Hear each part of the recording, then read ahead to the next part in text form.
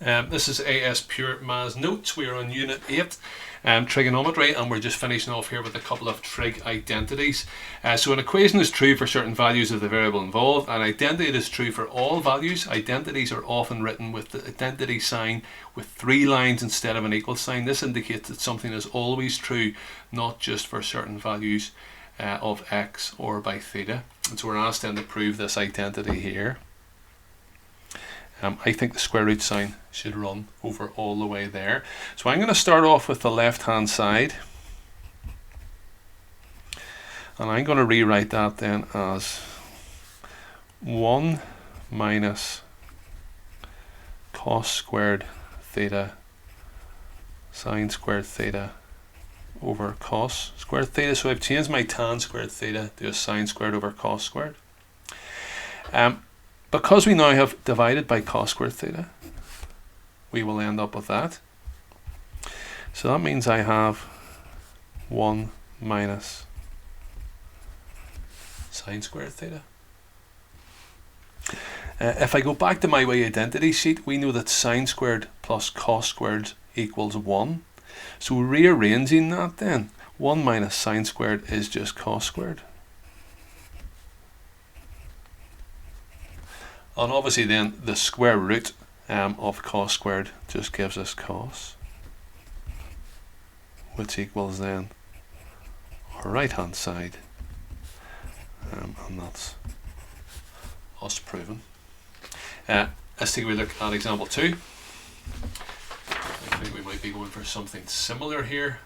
So prove identity again. You can start with the right hand side if you want, maybe 1 minus cos squared. I suppose you could kind of rewrite that or something like that, but I like the look of this one. Tan x times cos x times sine x. So starting then with my left hand side, I have tan x cos x sine x. And what do I know? I know that tan x is sine over cos. So I rewrite that then as sine x over cos x multiplied by cos x multiplied by sine x.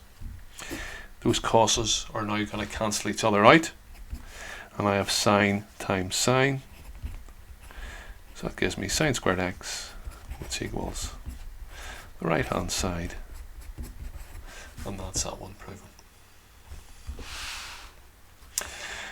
Tan x plus 1 over tan x is 1 over sine x cos x, so you can't see that. And so again, I'm going to start with my left hand side, and I'm just going to do my usual here. All I know is that I know tan x and is sine x over cos x, sine x over cos x, and I hope we're okay with this. So 1 over tan x is the reciprocal of tan x, so we can flip our sine x over cos x upside down, so we can go for cos x over sine x. So it's 1 over sine x over cos x, and so it gives me cos x sin over sine x. I'm going to then find the common denominator here. I'm going to times top and bottom of this one by sine. So I've got sine squared x over sine x cos x plus cos squared x all over sine x cos x. I now have my common denominator, so I'm going to bring them together. So I have sine squared x plus cos squared x all over sine x cos x. And of course, one of my identities I know is sine squared x plus cos squared x equals 1.